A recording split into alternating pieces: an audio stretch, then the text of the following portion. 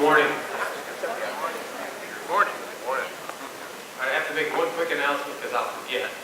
If you did not sign the registration form, please do so on the way out so we have contact information for you.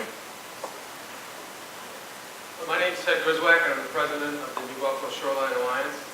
The Alliance was formed to find and fund a means of preserving and protecting the beaches and shoreline in Lake Michigan, and the southwest communities of New Buffalo Township, Grand Beach, and Michiana Shores. I want to thank you for joining us on this holiday weekend. This is our third informational meeting, and we are glad to be able to say that some great strides have been made over the past year in implementing a plan to not only restore the beaches and save the pump house, but also restore the natural habitat of the lake bottom and the sand bluffs. This project is by no means inexpensive, but it is a proven method of accomplishing our objective. I'd like to acknowledge our officers and board members: Joe Galetto of Warwick Shores, Vice President; Jim Cash of Warwick Shores, Secretary; Mark Schulte of Forest Beach Village, Treasurer; our board members: Ed Oldest of Sunset Shores, who's a founding member; Mike Miss, Forest Beach Estates; Ron Watson, Sunset Shores; Brian Burns, Grand Beach; Cindy Denning, who's out of the country, from Grand Beach. She can hear us. And Ken Purrs of Michiana. I'd like to personally thank them for their time and their effort on this project.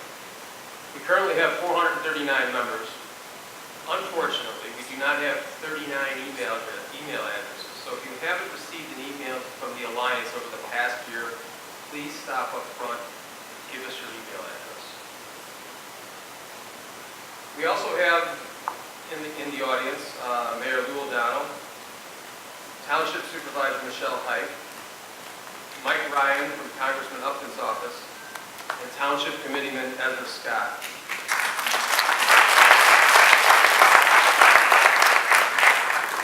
All of whom will be making a presentation. In addition, we have Councilman Spirito and Robertson from New Buffalo.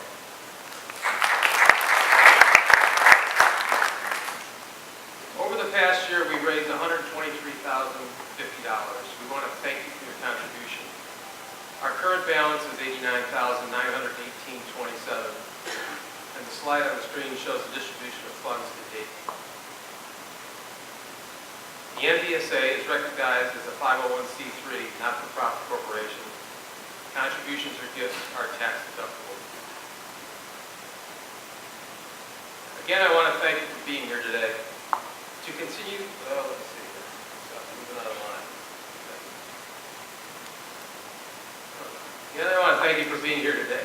To continue the success of the Alliance, it will need money. To start the organization, $15,000 is contributed by affected homeowners, associations, and individuals, and an additional $14,000 from 7 individuals have been contributed. These individuals are officers and active members of the organization. The board members have each made an additional $1,000 contribution to the Alliance over the past 10 days. If successful on the CZM grant, we'll need to match $100,000 that will be granted to us. Without your help, we would not be here today. I'd now like to ask Lou O'Donnell to come up and give us a talk on what the city's done.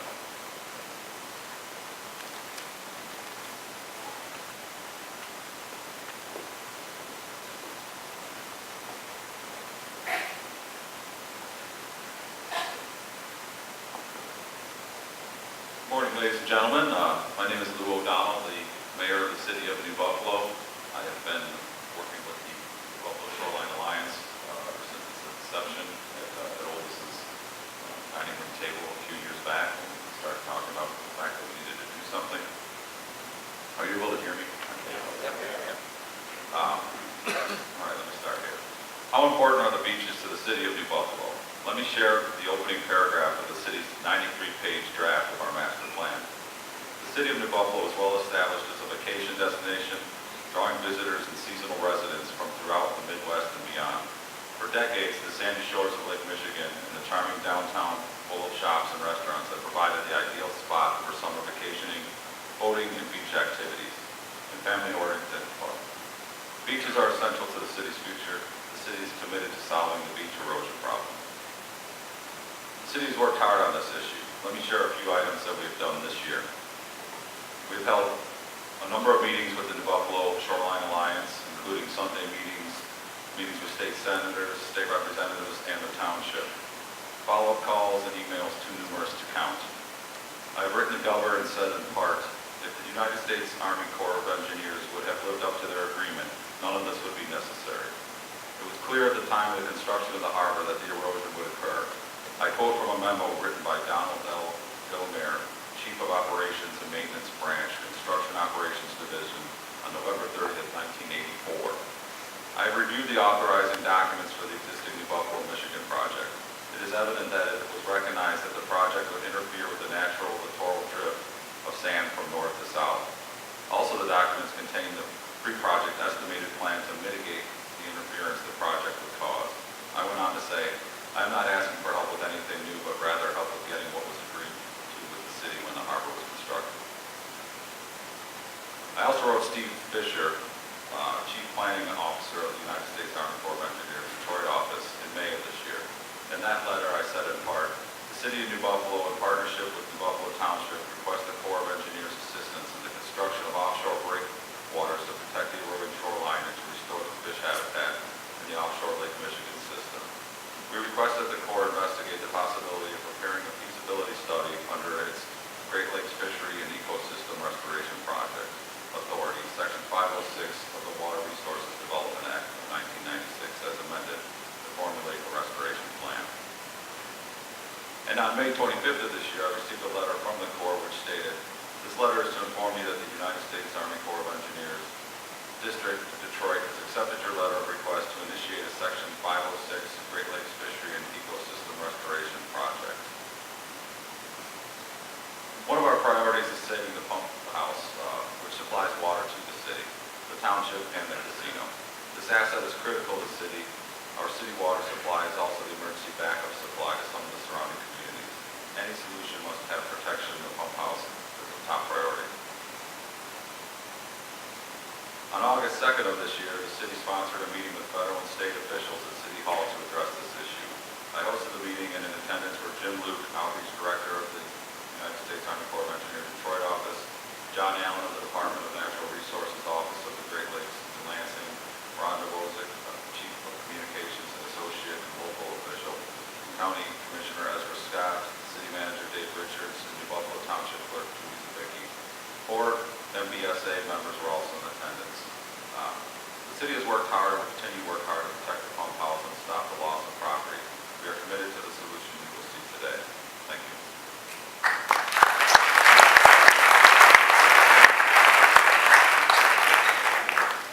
Thanks, Lou. Now I'd like to ask Michelle Hyde to come up.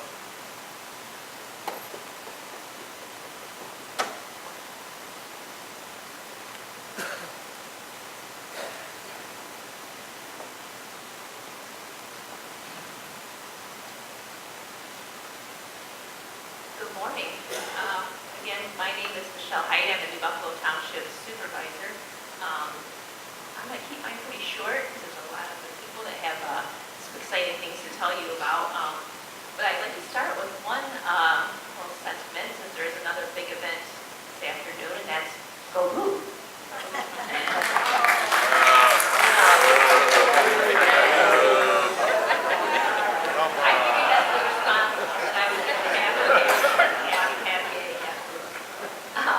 I'm very happy to be here today. It's great to see such a wonderful turnout of people that care for the future of our area and our most precious asset, the beach. I've been working with Ted Griswack as oldest and Ezra Scott for the past year and a half, probably a little longer than that, but mostly the last year and a half. And I can tell you they have worked tirelessly to find any funding or help for this dire situation. We've all had different pieces of the puzzle, so to speak, And I, with the help of Ed, Ted, and Greg Wykamp, who is with Edgewater Engineering, applied for a FEMA pre-disaster mitigation grant. We had support from John Prose and Fred Upton. After many emails and phone calls to match SNAP, the state hazard mitigation officer from Emergency Management and Homeland Security Division, they determined that it did not meet their cost-benefit requirement. The maximum allowable federal share was $4 million, which sounds like a lot, but doesn't touch what needs to be done here. The local match would have been 18 to 20 million. We weren't going to get anywhere, it seemed, from the state. Ezra, through connections he has made with DC, has been able to bypass the state red tape and expedited this effort. I thank him for his persistence with contacting anyone and everyone he has met that could possibly help. Since these connections have been made, I have been helping by writing letters to Governor Snyder, Secretary of Transportation Elaine Chao, and anyone else who we felt had influence. I set up a meeting with John Prose and Dave Pagel in July to again ask for any help they could provide and letters of support, which they did. We discussed the Great Lakes Fishery Ecosystem and Restoration Grant, which we felt would accomplish our goal of saving the beach while also benefiting fish habitat. We hope that the flipper for like GLFER people understand the economic impact of lake recreation in our area. Tourism is a major economic driver for this county and township. Tourism in Region 8, according to the state of Michigan, has the second largest impact on jobs in the state. Marion County is in Region 8. Total visitor yearly spending was over $400 million, and according to the state, Marion County had the highest percentage increase than all other counties in the region. State and local tax revenue was over $25 million. Visitors account for directly employing 5,627 people because of tourism, with labor income reported to be $161.57 million. One of the great drivers of tourism is beaches. That's why protecting them is so important to the township. I'm encouraged by the possibility of Great Lakes Fishery and Ecosystems Restoration Group seeing this as a worthy project. This could be our answer, and it seems with connections Ezra's made, we have hope for funding. I will continue to work in any way I can to help move this forward. Thank you.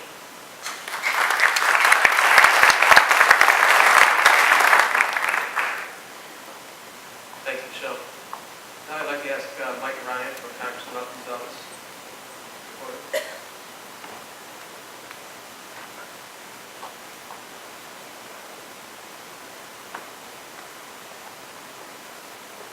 Go Irish. I saw your husband at the Lions Club last week. He was touting. Anyway, it's a pleasure to be here. Thank you for inviting me. First of all, I'd just like to say, when I first started working for Fred, call him Fred, one of the first persons I met was Ed Oldis. Ed Oldis called me, and I can't remember who he had lunch with, but he called me and wanted to have lunch with him and another fellow. And I'll tell you what, he looked over the table at me, put his elbows down on the table, looked straight in my face, kind of came forward a little, and just said, we got to get something done here. And I know Congressman Upton can help us with it. And I'll tell you what, between Ed and Ted and the others, you got some good people working for you.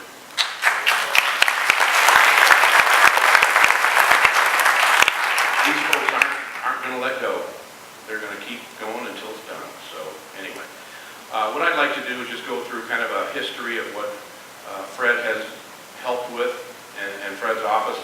Anthony Giannetti, also from Congressman Upton's office in Washington, has been here and seen the damage. I've seen it numerous times. Fred has been here numerous times.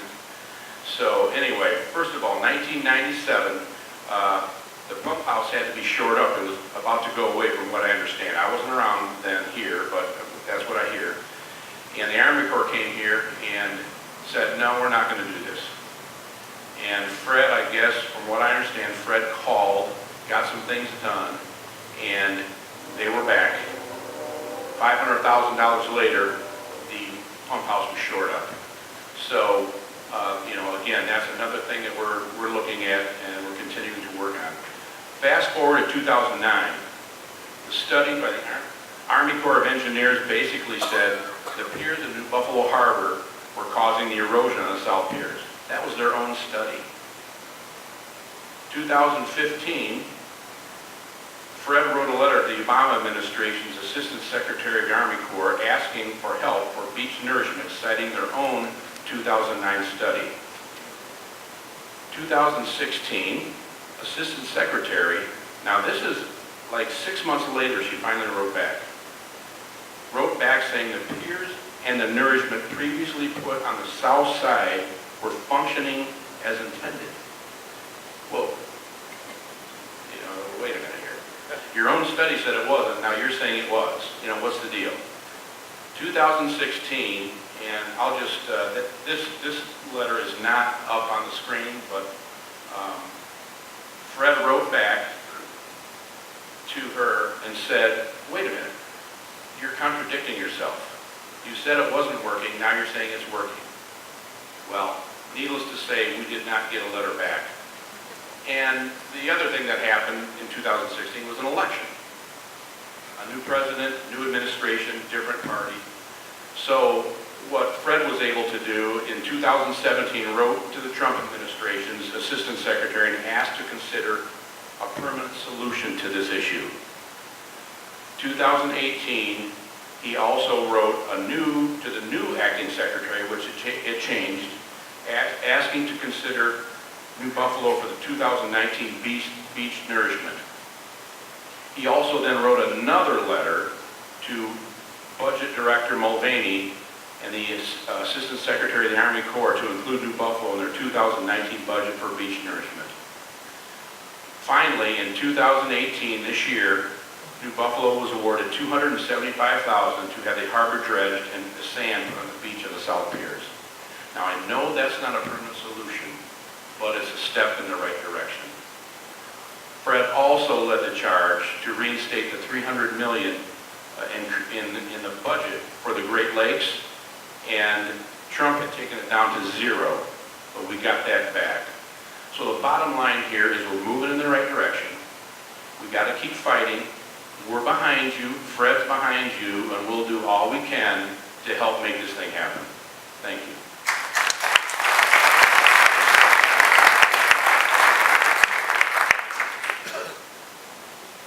Thank you, Mike. Greg, you want to come up? Greg Wakehamp is president of Edgewater Resources, who has been our consultant since almost day one. Thanks, Ed. All right, who wants to talk about engineering, huh? All right. I'm going to go through these first slides fairly quickly because I think you have, one, you saw this last year if you were here at the last meeting. How many people were here at the last meeting? Okay, practically everybody, good.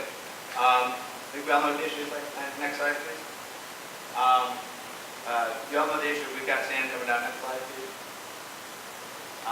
What normally happens is you have this thing called littoral drift. That's sand moving north to south in the waterfront. When you have breakwater, that interrupts it, and that's our problem. You create a drought side or a lack of sand on the south side, and you build up on the north side, and that's where the erosion comes from down here. Next slide, please. We'll spend a little bit of time on this because this is one of our favorite things to explain to folks is Lake Michigan water levels. This, of course, is clearly self-explanatory. This is from the Corps of Engineers. This is actually a report printed yesterday. We are currently sitting right here on this report. What this red line is the water level, Lake Michigan actual. This blue dashed line is the long-term average. Okay, and we've been keeping data for 100 years now, since 1918. What you're seeing is this line between here and here. This is 2018, so this is January of 2018, these months. And this is the normal progression of the lake. It goes high. We reach our high points usually in July and August, and then it naturally goes down in the wintertime, and then it naturally comes back up. That's a normal thing over long periods of time. So we have a yearly cycle, and then we have the decade cycle where we have these long-term lows. These lines you see up here are the record highs and record lows. And so in 1986, let me back up a bit. This is what we call as LWD 0. I'm not going to explain that. Just the water levels that we normally have. Normally, the long-term average is about just under 2 feet at this time of year, plus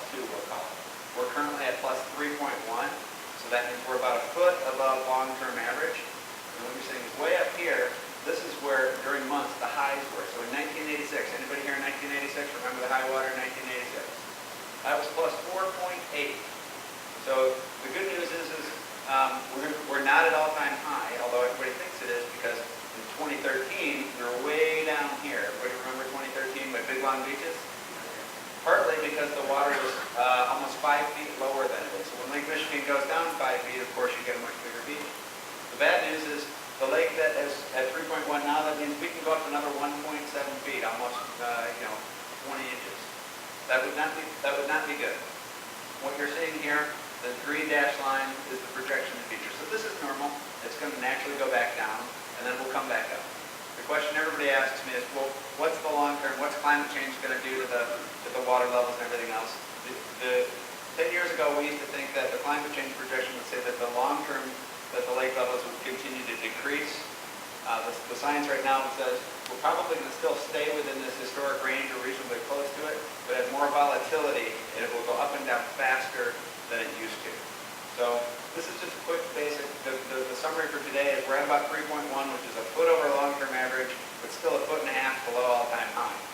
So it could get a lot worse if the lake continues to rise. So, all right, next slide, please. The strategy that we're going to talk about, if you haven't seen it, is this idea of an offshore breakwater. Sometimes they might be projected above the water or below the water. We understand there's lots of issues around both sides in terms of navigability and everything else. The premise is that they protect the beach and allow some sand to accrete. Next slide, please. And so you'll see these things, and then what happens is the wave action naturally creates this. And so they can either be above the water, they can also be below the water, and we're going to study both. Next slide, please. What we started to do was we looked at the Corps of Engineers' own plan, and we did an assessment of that. And the Corps of Engineers is full of some very, very smart people. They did a lot of studies, and we actually looked at what they were proposing. And we agree that that's one of the potential solutions. This strategy of these offshore breakwaters is not new. Anybody been to Erie, Pennsylvania? They've got a 5-mile long one there. We have them on Lake Michigan, in Wisconsin, in Illinois. The same strategy has been used on all the Great Lakes and in Florida as well. So we're not inventing a new technology. Next slide, please. But the idea is that when you have breakwater, it allows sand to build up behind it. Next slide. So this is basically, it might look like this, and then you have more sand built up. Next slide. Keep on going. I'm going fast because you guys all saw this. It's a lot of money. It's $8 million in this estimate for parts and pieces of it. Keep on going. We can dive into this later in questions, but right here's what we're going to look at now. So what have we been doing? This is really the important thing is we had the meeting last year. It seems like, well, nobody's building anything out there yet. So what we're doing is we're focusing on a couple of different things. Number one is this idea of the pilot project. So we're basically implementing or proposing to implement the Corps' own plan. They have the right plan. What they want to do, you start a project of this scale with a pilot project. The other thing that we have to do is go through the permitting process. While this is a completely proven technology, we know that it works. It has never been done within state of Michigan waters, not Lake Michigan, but state of Michigan. So the state of Michigan DNR has never approved one of these, or DEQ, excuse me. That's not to say they won't. It's just to say that because they haven't gone through the process before and they're charged with protection of the environment, the bar is set pretty high for what we have to do to show them that it's going to be okay and it's not going to create some new problem. Right? So what we've done is we're submitting what's called a joint permit application.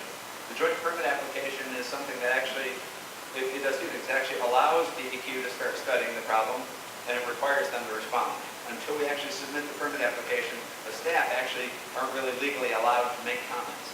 So we're submitting that application for a pilot project, a smaller piece of the big project, to do two things. One, we want them to look at it, and they're eager to help. These people are not fighting us. They just say, you gotta submit before we can really take it seriously. Once it submits, then we have to study it, and they're going to get us down the path of the regulatory. So that's going to be submitted next week. What will happen is that we'll initiate the formal review process at DEQ, and they're going to identify what are all the studies that we have to do to prove that we're not going to harm anything. One of the questions people are going to ask is, okay, well, if New Buffalo fixes this, and we have this set of breakwaters, goes to the state line, all the folks in Indiana are going, did you just move the problem to us? We're going to have to answer those questions, right? So we don't want to do, basically, we built a breakwater and created a problem here. We don't want to build something else that just keeps shoving the problem down. So there's a lot of work to be done, and it's a critical effort. So really important, the permit application will go in next week, and that starts an environmental review process rolling. Next slide, please. So very quickly, this is what permit application drawings look like. The pilot project actually starts near Forest Beach and goes down here towards Sunset Shores and includes Warwick Shores condominium. And we'll be proposing to do initial projects in here. Next slide, please. What they actually look like is here's the series of breakwaters. Next slide, please. This is kind of what they look like in cross-section. So, next slide, please. So one of the things that they're immediately going to ask us to do is what's called an alternatives analysis. Have you looked at every other possible solution? So when we think about our shoreline protection, we really only have a few tools in the quiver, right? A few arrows in the quiver. One, we can do nothing and hope for the best. That's not a great strategy. Two, we can armor everything and we can put stone across the edge. And we've done a lot of armoring on the shoreline. We know that works. The DEQ is comfortable with that. It's not necessarily the best solution, but it's one that we have. There's beach nourishment. You put sand on the beach and then the natural process moves it along. And what we're going to say to the DEQ and work with them is say, we think there are other tools. Let's study them and get those tools in the toolbox so we can start to use them. So there's a detailed coastal engineering and littoral threat study to answer those questions I said, so let's not make a new problem. And then we're going to require a bottomlands lease agreement. Obviously, the state of Michigan controls the bottomlands on Lake Michigan, but all the adjacent property owners have to be held on board with it. And there's going to be an extensive alternative analysis. Next slide, please. So how do we pay for this stuff? So one of the things that we've been doing very actively is throughout all the efforts that Ezra and everybody else, and Ted and Mike and Ed and everybody, have been focusing on how do we engage folks at the state to help us get the funding. I think all of the conversations with our politician friends are helping us put pressure on the agencies to say, hey, well, here's a grant opportunity, you should go after it. We're going after two very important ones. The first one is the Coastal Zone Management Grant. This is with the state of Michigan. This is for planning assistance. We've requested $100,000 that will be a 50% match to a $200,000 effort to do that alternatives analysis I just talked about. So we have to study all those different things. We want to help to pay for them. The other one, we're hoping to hear good news in October, so we're real optimistic there. The other one is called the Coastal Zone Resilience Fund grant application, and that's about $3 million for construction. We just submitted that one about 3 weeks ago. So those are asking people to help us pay for things. Go to the next slide, please. The other side of it is something called partnership effort. There's a program that we talked about earlier, the GLIFR, which is Great Lakes Fishery and Ecosystem Restoration Program. This is not a grant program for us. What GLIFR is it's a program that directs federal funding to the Corps of Engineers for the Corps of Engineers to go build a project. And we actually have the Corps of Engineers folks in Detroit calling us. I suspect they got a call from Washington that said, you should really look at this project. It's a good idea. We did not go. You should really make this project a priority. Now, how the Corps of Engineers is going to get GLIFR funding is really important. It's the Corps getting funding from this GLIFR program. They have to go to the GLIFR board and say, these breakwaters that we're proposing are actually creating fisheries and ecosystem habitat restoration. And if we can justify that it is doing that, the Corps of Engineers is going to see something like $10 to $15 million to go out and implement a project. You might ask, well, why are we submitting a permit if the Corps might do this? One of the things that all of these agencies love, one of the things that all of our partners in Washington, D.C. love to see is when the local community is not just sitting around going, you do it, Fred, you do it, Debbie, you do it, you guys figure this out. They like to see the community going, we are putting our own money into this, we are working hard, we're a partner, we're stepping up. So as we come into this, we are supporting the Corps of Engineers in Detroit, giving them as much data as we have to prove that these things have viable environmental and ecosystem benefits in addition to the economic benefits that we talked about. We're going to give them that information. They're going to go to the GLIFR board in October, and again, I think I'm really optimistic that we might see this funding, at which point the whole thing might move to the Corps. But until then, we still need to do everything we can as a community to support them. So that's another thing that we've been doing is providing that research to the Corps. Let's go to the next one. So a real quick summary of everything that we've been doing for the last year. Number one, we're getting a permit application to get going, because even when the Corps starts, the Corps is going to work with the DEQ and the permitting. So we are basically kicking that can so they start now. Really important. We're aggressively pursuing every partnership we can to get the funding. We're engaging the Corps to get these partnerships with GLIFR, and everything we can with the research and information. So demonstrating active community support and funding is really key. I think that's my Thank you.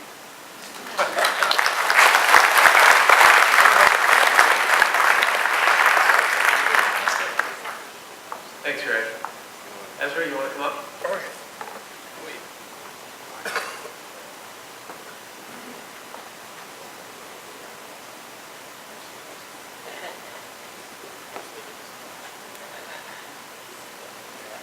How's everybody doing? All right. I've got some kind of quick notes here to take me through some of my talking. At the top of my notes here, I put something that I thought really is apropos to this entire situation. This is where my and our journey begins. Basically, I was invited to the White House, and my wife told me, you take the invite, so I did. And we met with all of the intergovernmental office staff for the White House and the cabinet secretaries for about 6.5 hours. And I didn't really know what to expect when I filled out the invitation. But go ahead to the next slide, please. And it was quite an experience. There were so many people, county commissioners who were invited. But one of the things that you won't see there in any of the pictures taking, you will not see any pictures of myself doing what I like to call as an okey doke, putting your arm around a cabinet secretary for a picture. I just basically started talking to people. I met Justin Clark. I didn't know who he was. Turns out he's a senior advisor to the president. I gave him some information that Ed had provided me, which I believe that was the deposition that were done. And about 4.5, well, and he told me, he says, I'll get back with you. Yeah, right. So he did get back with me, of course. About 4.5 hours later, told me the White House had no idea what I was talking about. And he wanted me to send him the information. He needed it by Thursday because he had a meeting with the president. And I said, who are you? And he said, I'm a senior advisor to the president. I said, well, nice to meet you, sir. The other person that I spoke to was Billy Kirkland. He was Justin's deputy, so he reports also to the president. And I have to tell you that Billy Kirkland was absolutely instrumental in getting me in to see people at the White House and people in Washington. I can't say enough about Justin, but Billy was the yeoman. He did the yeoman's job. Next slide, please. I wrote a letter to Justin, and this is the letter I wrote to him, basically telling him what this information that I was going to send, and it was, 300 to 500 page document that I sent to him. It all started from there. Next slide, please.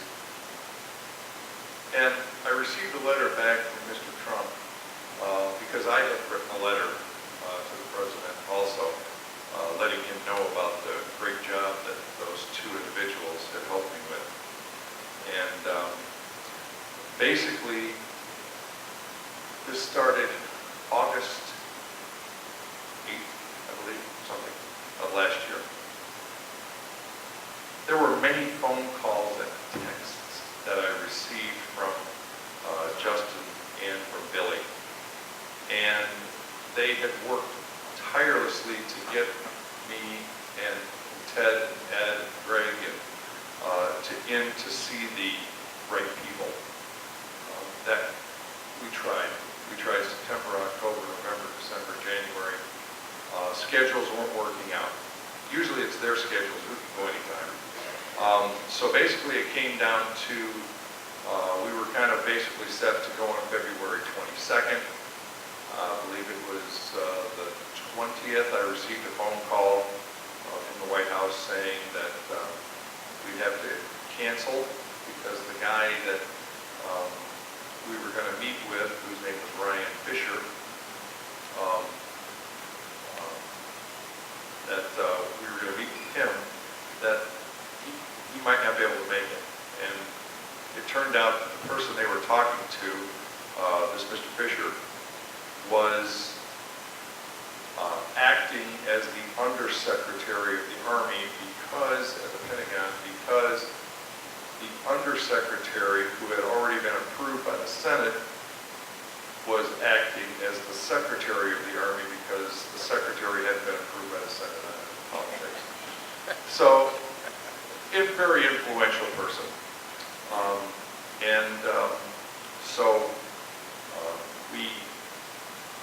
We got, he actually, the Undersecretary called me on his cell phone, and he actually canceled his entire afternoon on February 22nd at the Pentagon so he could meet with us.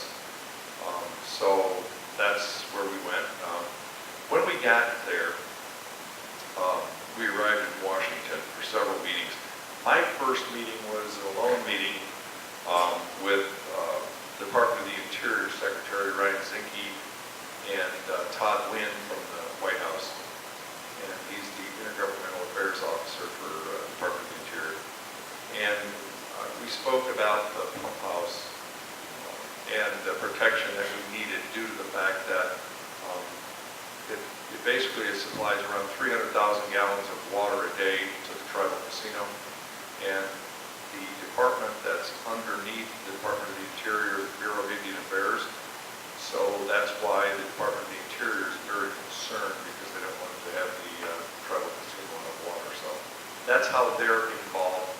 And they also have a pool of money that's available also for various things such as fixing items like that. And also underneath the Department of the Interior is also the U.S. Fish and Wildlife, which are part of liquor also.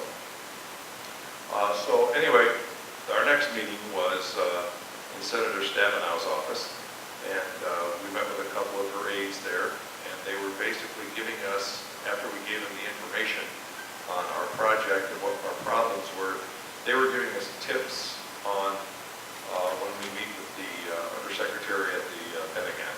So it was an excellent meeting, a lot of information passing, going back and forth. And on our last meeting of the day was with Secretary Ryan Fisher. He'd be the next slide, which is the bio. No, that's us at the Pentagon, of course. You know.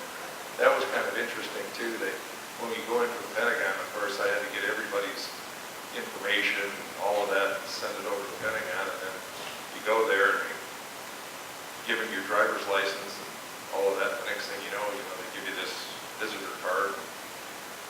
You end up putting them over this pass thing. I mean, it pulls you up. I mean, it's got everything about you on that visitor card. So they have that little microchip.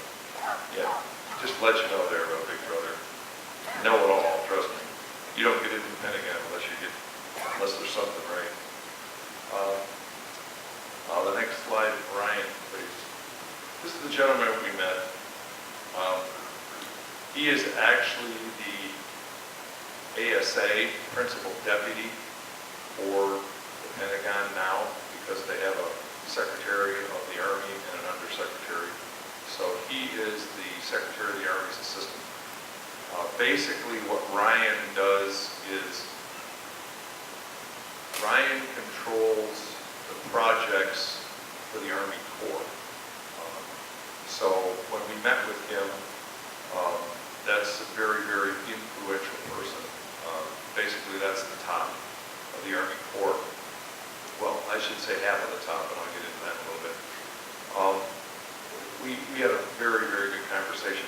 It kind of stunned all of us, though, that were in the room, because one of the things that he said was he kind of admitted to the fact that this break law has caused all of these problems. And it kind of threw me, because I wasn't ready for that, so I had to reboot in a different mode, because I was ready to argue the fact that, it is your problem, and then he says it is. And now what do I do, so. Yeah, it was kind of different, you're not used to hearing anything like that, so. We had a really good conversation with him. It was about 3.5 hours. We were in his office in the Pentagon. Anyway, what I ended up getting a call back a few weeks, I want to say maybe 2 to 3 weeks later, I got a call from Ryan and my cell phone, and he said, listen, Ezra, he says, I just emailed you something. He said, look at this Glipper project. He said, I think this is the project that you guys want to go for. So emailed it to me, and I looked at it. It was the Great Lakes Fishery Ecosystem Restoration Program.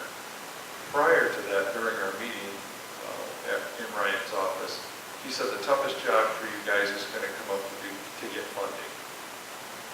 And the only way we were going to get funding up until that point was to go through Fred to get money through Congress. And because if you have to remember, what we were trying to do is we're trying to save the beaches, we're trying to save the bluffs, and we're trying to save the homes from falling in. When Ryan got a hold of me and he said, this is the project I want you to look at, basically Liver, now it's restoring fish habitat. It's the same walls, it's just a different pot of money is where it's coming from. And it does the same thing. The only thing it does change is now we are environmentalists because we're trying to replace the fish habitat in the Great Lakes, which can only bode well for all of us. So we got that. And then also Ryan told me that under this new project that he called the Army Corps in Detroit and told then Lieutenant Colonel Sugru to help us in any way possible to get our project off the ground and get it moving. I said, thank you for that. I've received, just scads of calls from Ryan all the time. He calls me just to call and say, how you doing? It's crazy, you know. Anyway, next slide. So anyway, this $275,000. Fred had a lot to do with that. So did Ezra. I had a lot to do with it. It turned out that I received a phone call that was kind of strange. I got a phone call from the White House. And they told me that there's $50 million in dredging funds that are available, and I needed to put in for that. And we talked about it a little bit, and then the last thing happened is their statement that made me feel a little bit like Martha Stewart said, and this phone call never happened. I said, okay. So I started working the phones, and then I was told that on May 19th by 4:30, all of the requests had to be put in for the money.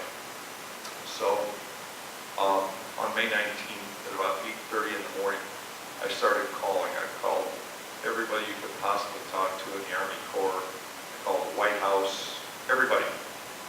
And then I finally ended up with some Lieutenant Colonel Mitchell at the Pentagon. And he goes, you know, Ezra, we can't help you. We've already submitted. He said, what you need to talk to is the person of office, it's an Office of Management and Budget. And I go, okay. So I get on my phone, get my contact out for Office of Management and Budget at the White House, called her. She said, you know, Ezra, I'll find out who's working on that. I'll call you back in about 15 minutes or so. I said, okay. Sure. About 20 minutes later, the phone rings. And she said, this is the direct phone number of the lady who's working on your budgeting. So I called and I kind of told the lady the whole story and everything. I figured, you know, maybe the last person they heard, they'll give me some money. Well, we ended up getting $275,000. So hook or crook, that's money we haven't received since 1975. So however we got it, and that's all that matters.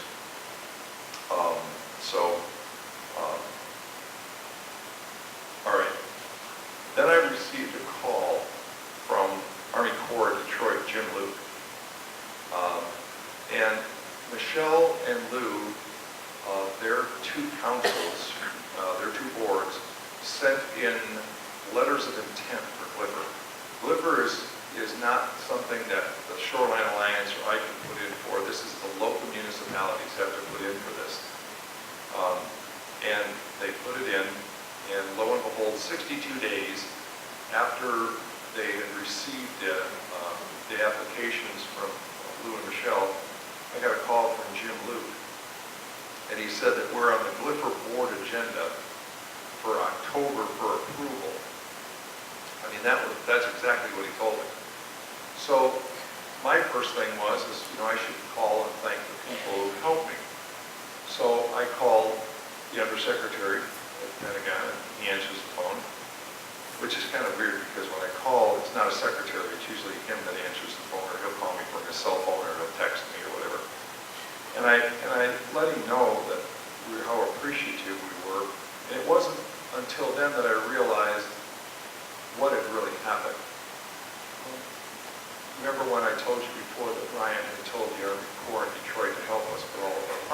Well, it turns out that they really did it. Coming from headquarters, I guess, Detroit, listen, usually when you put in for GLIPR funding, it usually takes 2 to 3 years before you'll get before a board, before the GLIPR board. We got there in 62 days. And this is all with their help. They are going to present, the Army Corps is going to present this to the GLIPR board.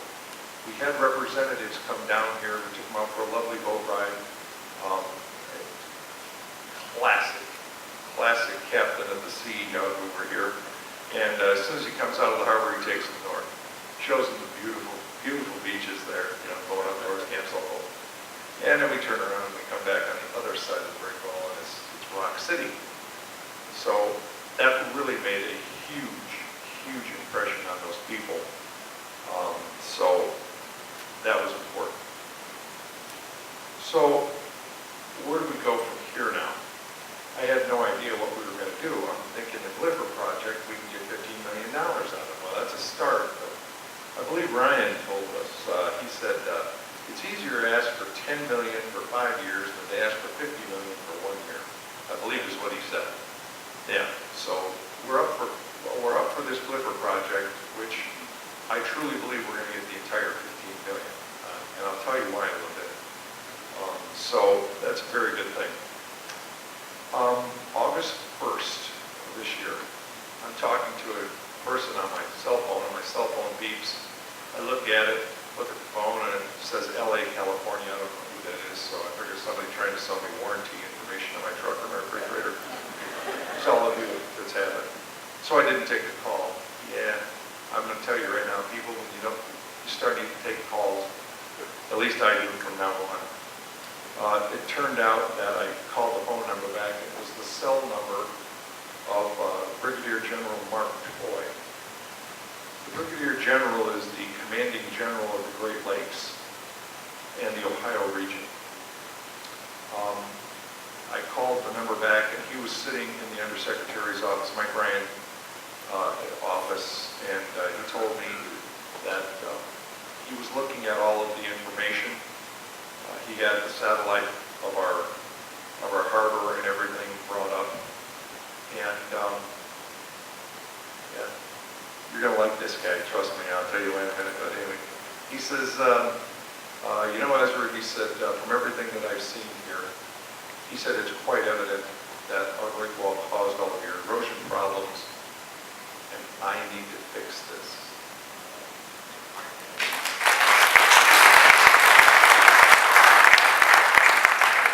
And what do I say to a general? Okay. So what do I say? What? Okay. Yes, sir.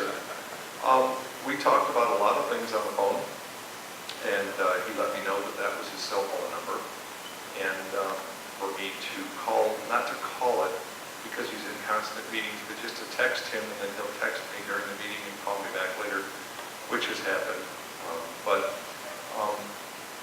It was amazing talking to him, because I told him, I says, well, I kept mentioning about GLIPR, and how this 15 million, and I don't know, it was really strange. He just kept like discounting GLIPR, it's just like, but he kept saying, he said, there's money available, and I told him, I says, well, General, I says, I got $275,000, I said, to dredge our harbor for the sand replenishment. I says, because we definitely have to we need that. And I said, but the problem was, is I didn't know what I was doing when I was getting money. I was just trying to get money. And I got it from the wrong area. So from now on, when we apply for dredging money, we need to get the money from what's called Section 111. Now, what the difference is that where I got my money from, they can only dredge within the channel of the federal channel. They can't go outside of it. If you get your money from 111, that means they can still dredge the channel, but they can take outside the sand. And I spoke with Ari, I see him sitting in the audience, and he went over a lot of information with me about where the best place to get sand is. So I told the general, I says, here's the problem. I said, we've got a guy locally here that does all the dredging. He said he knows the harbor probably better than anybody. And I said, here's where he's saying we should take the sand run. Of course, the general is looking at the satellite view while I'm talking to him on the phone, looking at a piece of paper, and he goes, "Oh, I see that." And I said, "Yes." I said, "As soon as you come out of the harbor and you're headed south toward Michigan City," and I said, "right on the left-hand side, the federal channel is 12 foot deep, General." And I said, "Then it comes up to about 3.5 to 4 feet." And I said, "As sand does come around, or what the sand will partially come around the end of the breakwall, it never will make it to shore because it falls into a 12-foot trench and fills up." And I said, "But, I said, it won't matter because we can't take any of that sand." And he says, "Well," he says, "I have to tell you something, Ezra." He says, "The 275,000 is not the correct figure." I'm like, Jesus, Washington, right? I'm thinking low. He says, "Well, he says, I looked at everything," and he said, "I have money left over from my 2017-2018 budget, so I kicked in another 200,000. So now we really have 475,000. And the important thing about that is, I said, "General," I said, "it doesn't matter." I said, "You can only dredge so much of the federal harbor. 275 is going to do it." And he says, "No," he said, "that's not it." He says, "I'll dredge where I want to dredge, and I'll take sand from where I want to take sand." "Yes, sir, General." You do that. You just do that. And I told him, I said, "Well, General, on the Glipper project," and I says, "on all these issues," I says, "we're having very big problems with the DEQ and the DNR.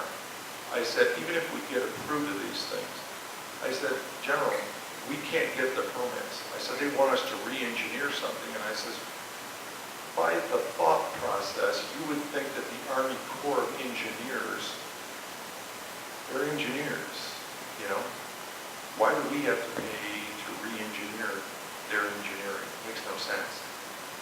And General Toy told me, he says, "Ezra, don't worry about the permits. I'll take care of the permits." I said, "Okay." "Yes, sir." "Okay." So we had a few other conversations, so what ends up happening is that I'm excited about this. So I call Anthony, who I work with at Fred's office. I mean, Anthony is his senior legislative aide, and he has just been phenomenal with his contacts and getting the papers shuffled and put in front of the right people in Washington from the congressman's office. So I called Anthony. He says, "You actually talked to General Toby?" I said, "Yeah." He called me to give me his cell phone number. He said, "Do you know who he is?" I said, "Yeah, he's the commanding general of the Great Lakes and Ohio region." He said, Yeah. He says, "But here's the most important thing." He said, "The $300 million that Mike had spoke about earlier, that was in the president's omnibus budget bill," he goes, "that's the general's personal checkbook. That has nothing to do with Glipper. That has nothing to do with the Army Corps' budget. The general can use that money wherever he wants, anywhere, any place he wants in the Great Lakes, Ohio region." Now I have a friend who has $300 million. It's my man right there. So then he tells me, the general told me too before I hung up with him, he did tell me, he says, "Ezra, I've looked at all the satellite pictures, I've looked at everything." He said, "I've gone through your entire book that we sent." And he said, "I need to come to New Buffalo, I need to see this for myself." And he says, I'll bring the new lieutenant colonel from the Detroit office, who is Gene Turner. And he says, "I'm going to bring 2 or 3 people from the Pentagon too, who are also sand specialists and specialists in this stuff." And he says, "I want to come down and I want to tour this." And I'm like, "Okay." So I'm just thinking that we're going to have the general going to be coming down here fairly soon. So anyway, to fast forward, as a county commissioner, I go to what's called the Michigan Association of Counties Conference. This year it was at Frankenmuth, Michigan, at the Bavarian Inn. I'm waiting for a couple of commissioners to come in, and I'm charging my cell phone in the lobby. And I see some guy walking around, and he's got a green shirt on with a DNR emblem. So I just talked to him like I would anybody else. And I said, "Department of Fisheries?" He goes, "No." "Well, yes." I go, "Well, is it yes or no?" name is Mark Miller. And he is the Deputy Director of the Department of Natural Resources for the state of Michigan. And he looks at my name badge and he says, Ezra Scott. He said, you wouldn't be Ezra Scott from New Buffalo, would you? And I go, yes, sir. And he goes, we were talking about you yesterday. I go, I was hoping maybe a free fishing license or hunting license the rest of my life. I'm not that, can't be that much, right? He said, no. He said, I received a phone call on Friday. This was on Sunday that I talked to him. He said, I received a phone call on Friday from General Mark Toy. And we were talking. And he says, I want to tell you something. Remember what General said, I'll take care of the permits? Yeah. Well, I think he did. Mark Miller is telling me, he says, I want to let you know something right now. He said the Department of Natural Resources is all in on this Glitter project. He says, we are completely committed to this project. And he said, I don't see any problems at all. And he says, one thing I do see is, he said, when we finish this, he said, there is going to be the biggest ribbon cutting you have ever seen in your entire life. There'll be a lot of dignitaries here because he said, this has never been done in Michigan. He said, it's been done in Illinois and Wisconsin and Ohio. And that's something that the general told me too. The general said, well, we've done these in Illinois, Wisconsin, and Ohio. And he says, they work, as they both said they work. So we don't have to sell this project to either one of those two people. The $300 million man or the Deputy Director of the Department of Natural Resources. So all I can tell you is that I think we're moving in the right direction. We're getting all the right people involved. I'm going to continue to fight to fix this problem, and then we can move on to the next issue. But I have to tell you, we are so much further than we were last year at this time. It is shocking and amazing because I call Ed and I call Ted all the time every time I get a call from Washington. Oh, geez, you're not going to believe who just called me. So all I can say is I think we're on the right track, and I think we've got the right people involved. And I do know for a matter of fact that the Glipper project is $15 million that we can get. That's going to make a start on it. But what I also understand is that the Glipper, I don't believe that's part of the general's $300 million, so we've still got a little bit of money there we can possibly get out. Also, my thought is now I would like to work on the Department of Natural Resources to get some grant money from them for this, because they're excited at the fact that there is no fish habitat down in the southeast corner, or along the southeast shoreline. And that's what Mark Miller and everybody at the DNR is excited about. And then also I heard here about a week or so ago that Matt Esau, who is the tribal chair for the tribe, is now also questioning and wanting to know what is Glipper. So we just have to keep working and keep talking to people, because I think that the money is going to come, and I think this project is going to be done. I have to tell you though, I do believe if I'm a betting person on this, we could not have been where we are, or I could not have been where we are right now without this administration that's in office right now, the Trump administration. People like me should not be allowed to be going into the Pentagon and meeting with the people we've met with. I mean, how many, show of hands here, how many people have brigadier generals calling them, give them their cell phone number? I'm like, really? This is crazy. This should not be happening, but it is happening. And we just have to keep the ball rolling. And that's all I can say. Keep the faith up. Keep calling. I just got a feeling that we might be able to get more money than the $15 million to get this thing fixed once and for all. When you've got the Undersecretary of the Army, well, now he's the ASA Principal Deputy, and the Commanding General telling you this is the problem we caused and we need to fix this. All right, thank you.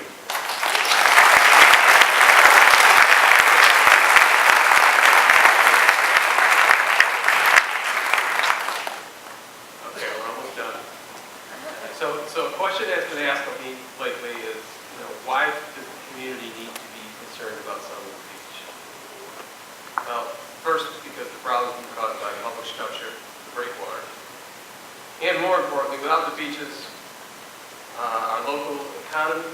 our community and our property values would look a lot worse than they're looking now. So we need to get them fixed. The beaches drive tourism. It's a public problem that touches everybody's lives, and we all need to do something about it. And now comes the hardest part of what I do, because I'm not really good at it. My mentor told me I should be better at doing this, but I'm not. We need money. Whether you want to hear it or you don't want to hear it, the only way to keep this thing going is to get money. And we would like to ask for a donation of $1,000 from each of our members, but we realize that may not be possible. So if you can give us $1,000, we'd like you to try. But we'll also say thank you for anything that you can give us. So with that being said, I'll open up for questions. There's a mic up front so that everybody can hear the question, and we'll try to get you an answer.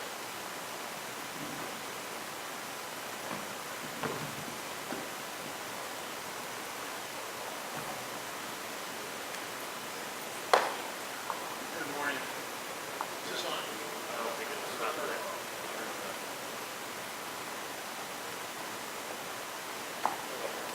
Good morning. Is that better?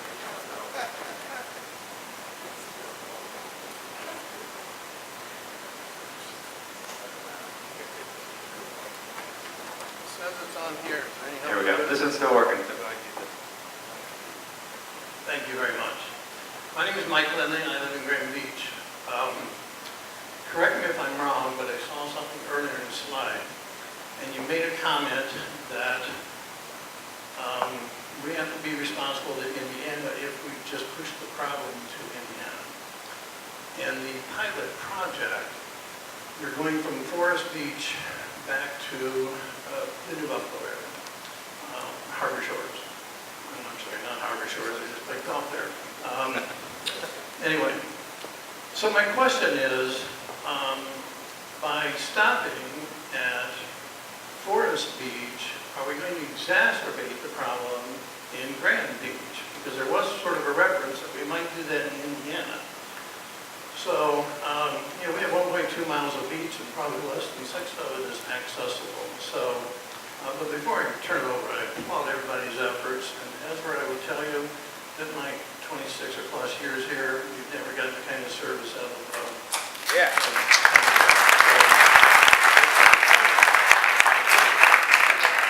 Thank you.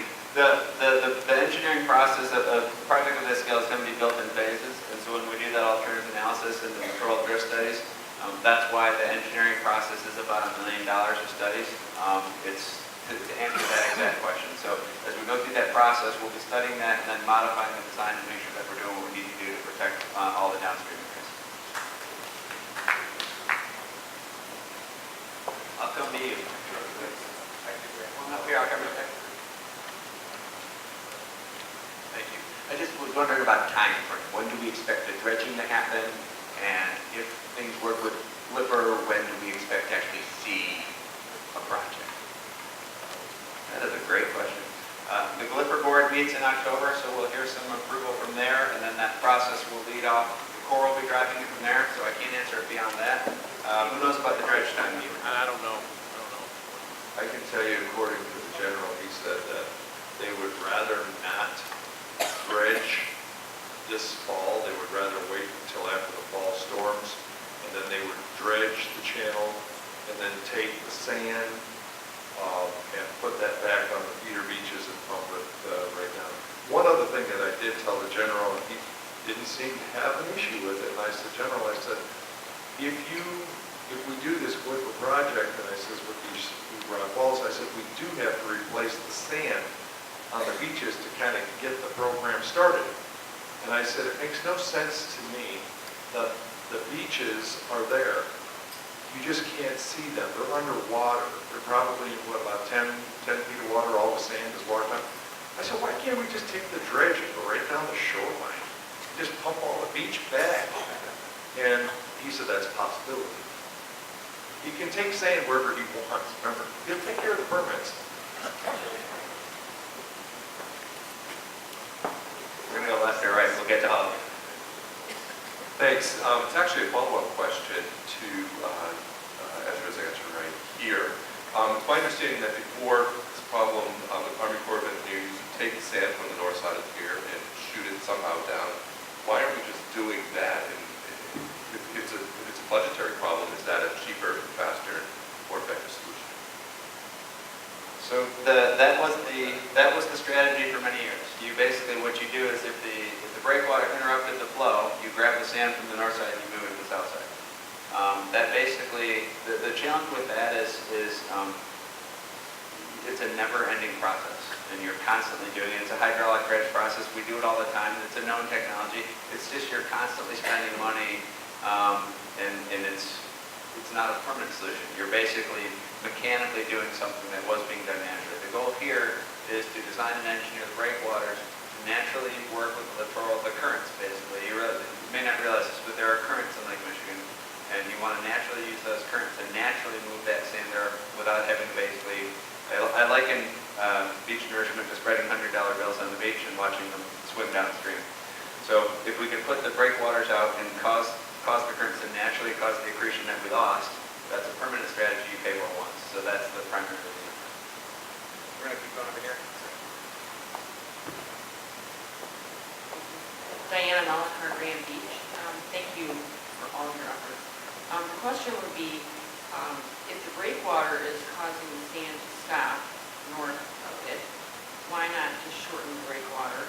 And then the second question, at the harbor. And then the second question would be, if the breakwaters that we're going to put in the water, are those under the surface of the water, or are those above the surface of the water?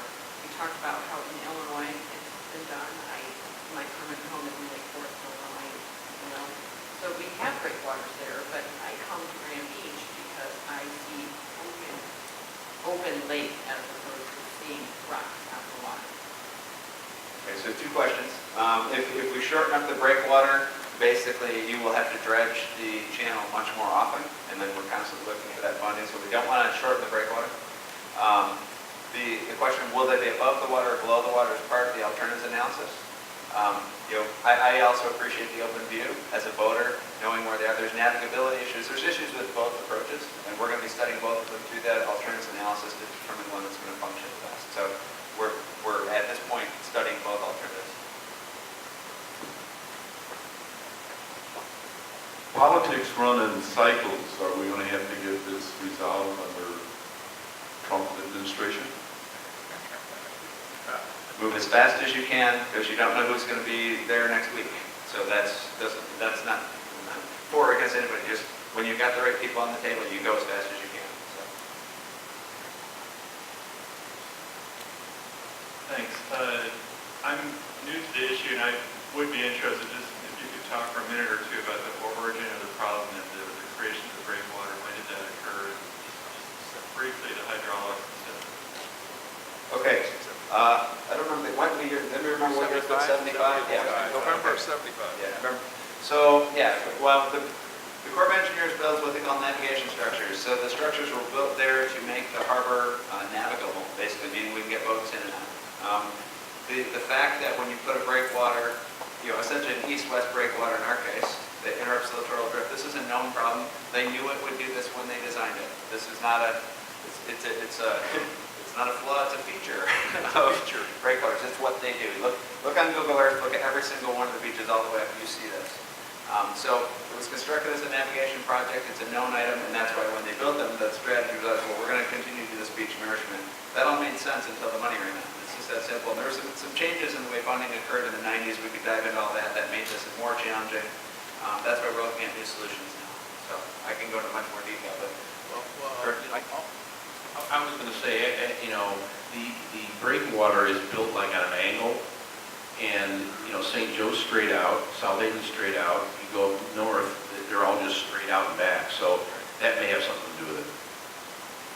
When the model, littoral drift, and basically you're modeling how sand particles move in a fluid, it's incredibly complex, and they try to change the times, but what we call bathymetry, so if you're used to topography, that's the ups and downs of the land. Bathymetry is that same thing underwater, so it's topography underwater. They design these based on the bathymetry in the area, and that's probably why the angle is there. So it's a super complex engineering problem, but you always have an unintended consequence, and that's what we're trying to solve. So in 1970, after 5 years before you were here, identical looking beaches in Michiana in 1970, such so that we had to put in seawalls in the 7th floor of each your house. That's before the problem. How is this going to change that? So one of the things to keep in mind is that geologically, Lake Michigan is a relatively young lake, and it's still trying to settle out of the shorelines. And so we have two different kinds of bluffs in Michigan. We have sand bluffs and clay bluffs, and they keep moving. So what we're trying to do is sort of create a sort of a hardened edge that can be, that's creating something that's going to alter that natural current. So it's a, there's two things that affect your beach. The biggest thing that's affecting your beaches, of course, is that the lake is 5 feet deeper than it was 13 years ago. If you bought your home in 2010 or 11 or 12 or 13, it's an amazing, huge beach. Well, it's underwater. It's still there. It's underwater. So what we're trying to do is make sure that we don't lose all the bluffs and they slide in.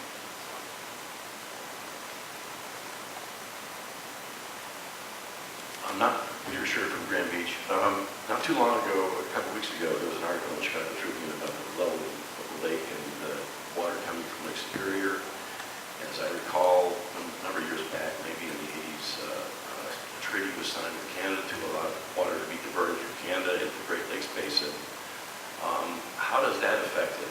Also, when I was a kid, living down in Ogden Dunes, and since then, there used to be talk, like back in the 80s, when the water levels were high again, there was talk about a 7-year cycle of highs and lows of the lake. How does that all kind of add up? Sure. Back to my self-explanatory diagram up there. So the lake levels do move on a natural, at least for the last 100 years. We've got recorded data since 1918. It's probably been doing this for millennia, but basically it's a 7 to 15-year cycle of highs and lows, and it just kind of generally goes up and goes down, and then in a year you have these sort of cycles in between that make it adjust like we showed you there. In 2013, everybody was saying, how can we get them to dump more water in here, and how can we plug up the water to keep it from going into Lake Ontario? Because we were really low, and now, of course, everybody's like, can't we open up the floodgates and let it go? There's a thing called the International Joint Commission, which is also part of the Great Lakes Council of Governments, which is all the folks that, I will say this for the Great Lakes, thank God Canada owns half. Because if we owned it collectively, all within the United States, there would have been a pipeline built to Arizona by now, and we would have completely different problems. So I say that in all seriousness, thank God Canada owns half, and we have to take a more protective approach of what the waters do. We work all over the Great Lakes. In 2016 on Lake Ontario is another great example. They had record flooding on Lake Ontario. You may not saw that news. That's all I look at all day long is news about how high the water is. When you lower the water level of Lake Ontario 1 inch, you increase the flooding in Montreal by 18 inches. So every action you take about water level has some effect downstream that they're trying to monitor and take care of. So it's an incredibly complex system. In 13, we're all worried that every time Chicago opens the locks, a bunch of water goes down to the Gulf of Mexico. There's actually more water going on Lake Superior into Canada at a different structure up there. There are also structures built between Lake Huron and Lake St. Clair where they opened up the navigation channels and they opened that to make it wider. The Corps originally designed something called compensating structures. What they were doing is basically making the channel deeper. And if you think about it, if you ever try to run water through a little hose, it comes out at high pressure and slow. If you make a big hose, a lot more water comes through. But when they made the bigger channel, more water could leave Lake Huron and Lake Michigan. Hydrologically, Lake Huron and Lake Michigan are the same lake. Don't tell anybody when they buy their lakes. So in 13, they're saying, oh, you got to put in the compensating structures to stop the water from going into Lake Erie. Now, of course, we're like, thank goodness we didn't build the compensating structures. We wanted to go to Lake Erie. So the long-term strategy here is just recognizing that the folks that are trying to manage this, they're trying to manage a massively complex ecological system, and we just don't have the horsepower and brains to figure out how to make it do what we want all the time. As much as we pick on the Corps of Engineers today, there are some brilliant, brilliant minds at the Corps, particularly at the staff level, incredibly smart people, and they love to build stuff. They are problem solvers by nature. What we need to do is get them the funding to get the job done. It's really at the funding level. It's not the Corps staff who are fighting with us. Two more, and I will stay in. I just needed to add something to that. Brigadier General Mark Toy is the top U.S. representative for that Lake Superior Board. The joint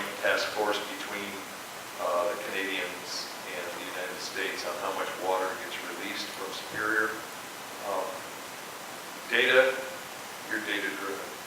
We all kind of are. The data that I saw that the general let me look at was the data that he gave the Chicago Tribune as far as how much water and everything had gone in and out of Lake Superior. And it's an amazing amount of data that the Trib never even put in there. They made it look so bleak, and it wasn't. The difference between what they've let out and everything over the past history has been within plus or minus 1 inch, just to let you know. So, We're going to do 2 more questions. I will stay down here and answer any engineering question you want all afternoon. So we're going to do 2 more right now. Thank you very much. We also are so grateful for all the time and energy and bringing power that's gone into this. My quick question was from the breakwater perspective. Is it safe to say we're talking about building a barrier island in effect? And my second question is, can you describe how many feet of breakwater there will be and how many feet between each breakwater there will be? It behaves much like a barrier reef, like out on the Outer Banks of North Carolina. The exact layout, design, size, height, length, width is something that we have to model. We're going to physically model it. We're going to do computer modeling and almost certainly physical modeling in tanks. So I can't answer the question until we get through that process. Last one. Hi. Also, thank you for all the hard work. Question is, if we believe that there could be around $15 to $17 million of federal money out there, what's the total projected cost to do this, to fix it in a way where the permanent solution? Is it something throw out a number of like 33 million? I don't know if that's accurate or not. And if so, where would that differential come from, or what other sources might make up that differential? Sure, that's a difficult one to answer in terms of the final cost, and hang my hat on it today saying it's going to be exactly this. But it's, as we talked about earlier, 10 million a year, 15 million a year for several years versus 50 or 60 million or whatever the number is going to be in 1 year is the right strategy. We're looking at anywhere between 30 and 40 million as we get into this. Depends on how long it takes to build stuff. If you where'd I go? I mean, the marine contracting is out of control right now, and there's so much work being done, so pricing is going to change. So I can't give you a long-term future price. I can't tell you that $15 million is going to get us our first step, and we're just going to keep at it. So I'm going to leave it, and maybe you want to wrap up on it. One thing you probably all need to realize is, the best case scenario is that, in the answer to your question, is that we're going to get 100% from the government. The likelihood, though, is they're going to want private money in the game. They're going to want the community to have skin. How much skin? That's what we're trying to fight to keep to a minimum. And that's a tough answer at the second. Could be 10%, could be 35%. History tells us that 35 would be the most. We get everyone to work real hard to do it be 0. But that's the best answer I have for you right now. I'd like to thank everybody for their attention. Have a great weekend. Stay safe. As Greg said, if you need anything, you know, stay and answer any engineering questions.